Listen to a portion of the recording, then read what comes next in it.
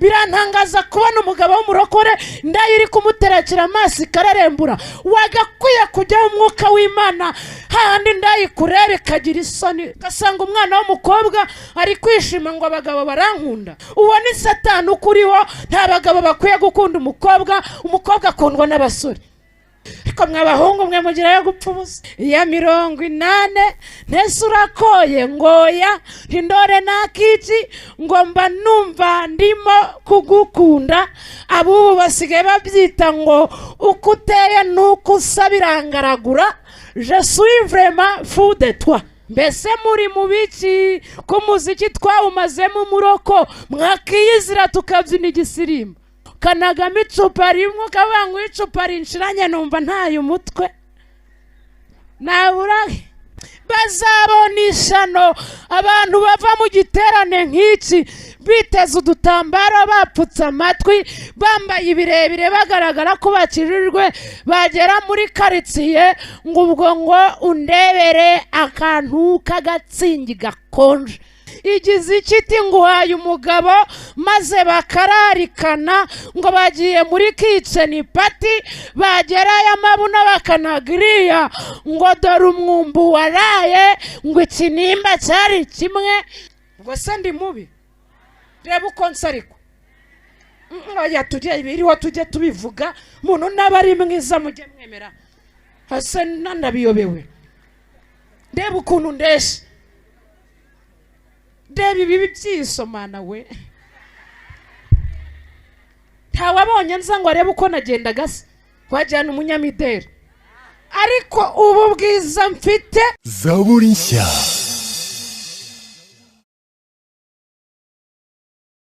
Aleluya aleluya. Yesu ashimwe. Aleluya aleluya. Tuvuge cyane amen. Nishimiye kubana namwe muri iri teraniro. Ku bantu bambonye ari ubwa mbere cyangwa se abamaze igihe batamubona bakabyibagirwa, nitwa ababyeyi Zawadi Georgette, ndi umukobwa neranira mu itorero rya ADPR ku itorero rya Bukane muri paruwasi yacu. Imana yo mu ijuru bampera umugisha. Tuvuge amen. Kongere amen cyane. Umunsi rero n'umugisha ko nagarutse Siyoni. Mwaka ushize kindi gihe nk'iki twari kumwe hano kandi twagize ibihe byiza. Ndatekereza n'ubu ngubu Imana iratugirira neza tukongera tukagira ibihe bisumba ibya mbere. Ni muri urwo rwego tugiye gusomera hamwe ijambo ry'Imana.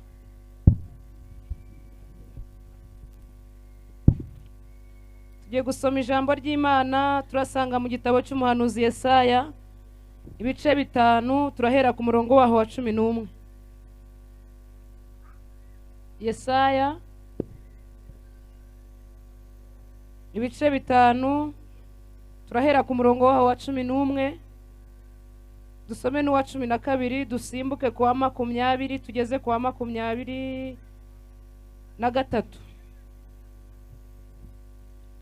Ni kuri page ya 665 mu isezerano rya kera.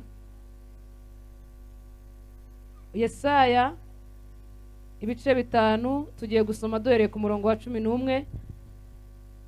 Reka dusome mu izina rya Yesu. Tuvuge amen. Umutwe w'ijambo uravuga ngo icyaha cy'ubusinzi n'ibindi byaha n'ibihano byabyo. Bazabona ishyano abazindurwa no kuvuma ibisindisha, bakaba ari byo biririrwa bakabirarira inkera kugeza aho bibahindura nk'abasazi. Mu birori byabo bagira inanga na neberu n'ishako n'imyirongi na vino, maze ntibite ku murimo w'Uwiteka ntibatekereze ibyo yakoze. Ku murongo wa 20 haranditswe ngo bazabona ishyano abita ikibi cyiza n'ikiza bakacyita ikibi, umwijima bakawushyira mu cyimbo cy'umucyo n'umucyo bakawushyira mu cyimbo cy'umwijima, ibisharira bakabishyira mu cyimbo cy'ibiryohereye, ibiryohereye bakabishyira mu cyimbo cy'ibisharira. Bazabona ishyano abiyita abanyabwenge bajijutse, kandi bazabona ishyano abigira intwari zo kunywa inzoga, bakagira imbaraga zo guturira ibisindisha bagatsindishiriza abakiranirwa kubw'impongano, ariko umukiranutsi bakamwimya ibyo yatsindiye. tugiye kongera dusoma irindi jambo ry'Imana. Turasanga mu rwandiko rwa kabiri Pawulo yandikiye Abakorinto, ibice byaho ni 5, turasoma duhereye ku murongo waho wa 8.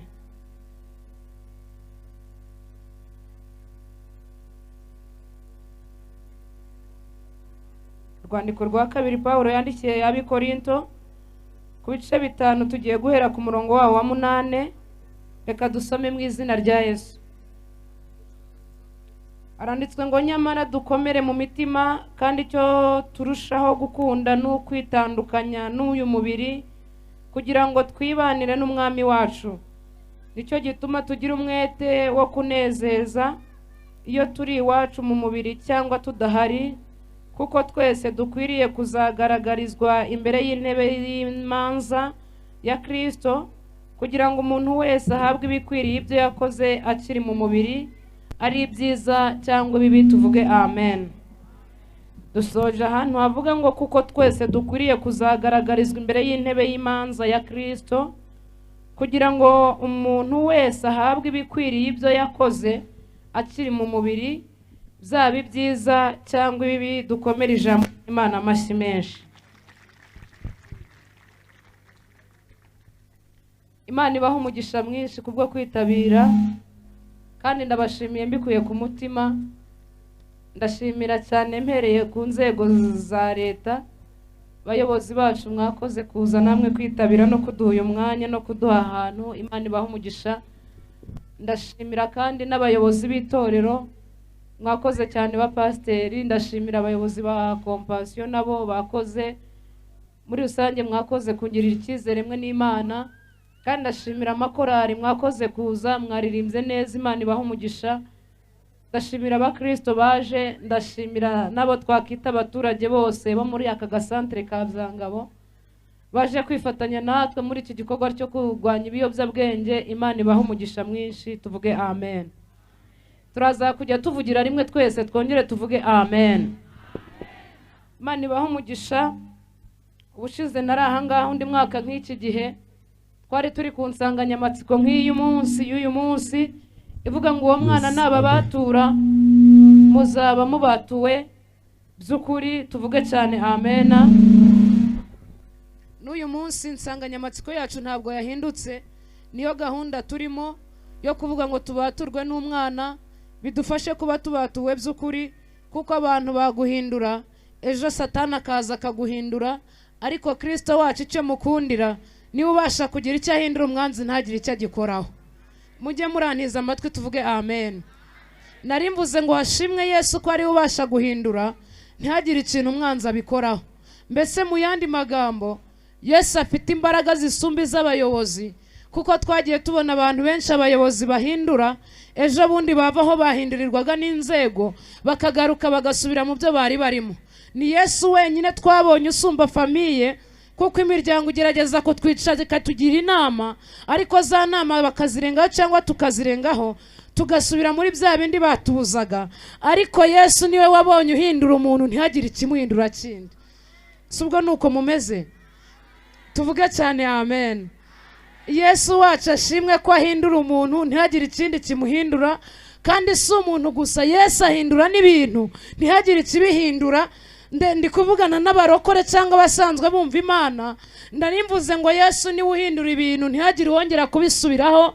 Yesu agafata uwari upfuye akavuga ngo nkugize muzima. Yesu agafata uwari uburaye akavuga ngo ndakugaburira. Yesu agafata uwari unanutse akavuga ngo ndakubyibuhije. Twabonye Yesu afata umuntu akamuhereza gira inka atayikuye muri gira inka munyarwanda.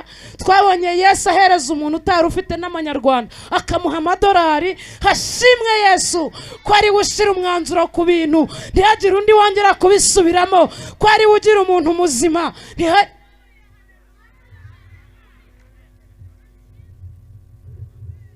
Hari ntabwo wabyumva, njyewe iyo mbivuga mba mbyumva.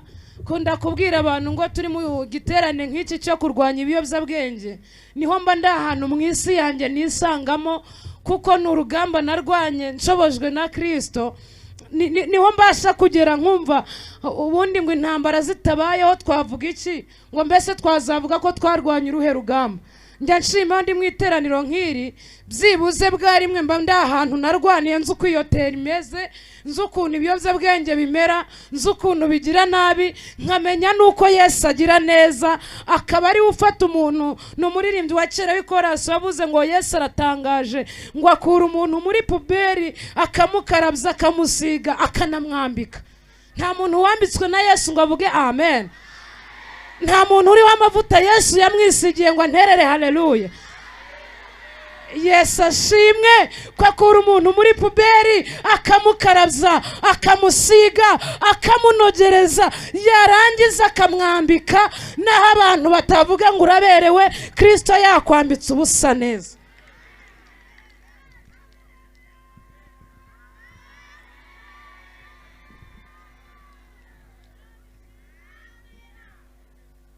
Mbere ndi hano ubushize nabahaye ubuhamya, n'uyu munsi ndumva ashaka kubusubiramo. Ni inkuru indyohera cyane kuvuga, kuko usanga abantu benshi bari gutinya gutanga ubuhamya bw'ibyo banyuzemo bitewe n'uko amateka ashaka kuvuga kiyarimo. Ugasanga ashaka kwicaza abantu ngo babwire ngo kera nanywaga inzoga kandi n'ubundi akizinywa. Ugasanga ntabwo yashobora kubwira abantu ngo kera nanywaga itabi kuko n'ubundi akirinywa. Ugasanga umuntu ntiyashobora kubwira ngo kera nari umurozi kuko n'ubundi hari waherutse kuroga. Ariko njyewe ubuhamya bwanjye bumeze nk'ubwa wa muririmbyi, nari umugome nuko ima Yesu ngo ambambigwe ku musaraba, mubo yacunguje amaraso, nzi ko nanjye ndimo. Niyo mpamvu njya ndirimbura urukundo rwa Yesu nkarukwiza ku isi hose. Seme amen. Twongere cyane amen. Njya nkunda kuvuga ku biyobyabwenge kuko nta buhamya mfite ngo nabanye n'umugabo aranta ngo mbabwire ngo narihanganye umugabo yantaye, ntawe. Ntabwo mfite ubuhamya bwo kuvuga ngo abana babuze minerivare ngo Yesu arayima, ntabo. None se njye gutanga ubuhamya ngo mabukwe yaranjujubije ngo ndahukana umugabo aranyura, ntawe. None se njye kubabwira ngo naracuruje ndahomba, ntabyo. Ahubwo reka nivugira amateka nanyuranyemo na Yesu. Hashimwe Yesu ko atumenye tutaramumenya. Ariko abantu bo mu byangabo we, narimvuze ngo hashimwe Yesu ko atumenye tutaramumenya.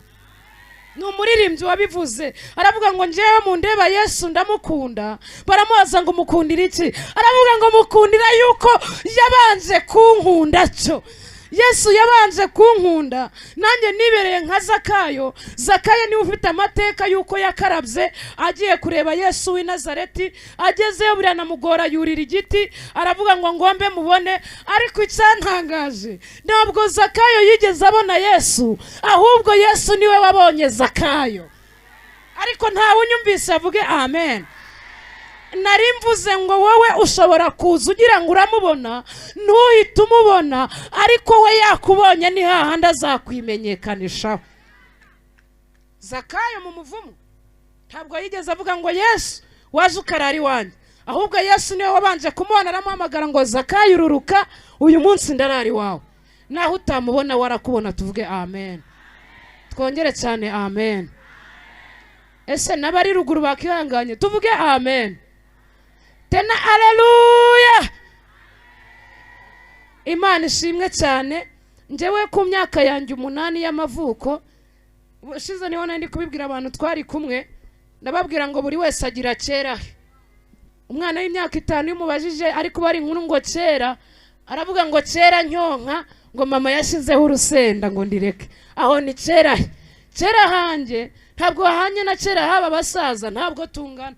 Nje mpavuga bumva ari vuba, ariko nanjye ni kera. Kera hanjye mfite imyaka 8, njyewe nibwo natangiye gukoresha ibiyobyabwenge. Ndibuka cyane nahereye ku kiyobyabwenge cy'itabi ryitwa igikamba. Barambwiye ngo ninaha niko muryita, rino bahinga mu murima ry'igikamba. Niko baryita. Njyewe nico nahereyeho, ngiye kukongereza umutate. Arambwira ngo nta ujya kongeza adasomyeho, nanjye nsomaho ndazengera nitura hasi.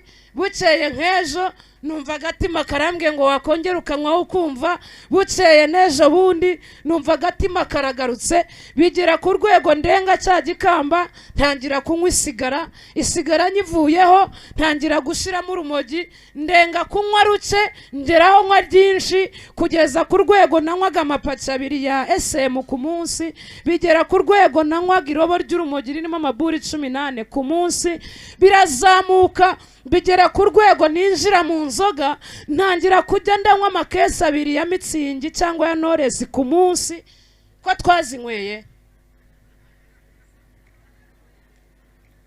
twazinyweye umunyarwanda yaciye umugani avuga ngo ushaje hashakujwe ibyo ngibyo birarenga ndengaho kubinywa ndengaho kubikoresha ngeraho ntangira kubikwirakwiza niko babyita kubigaburira abandi abana twiganaga icyo gihe 2015 mu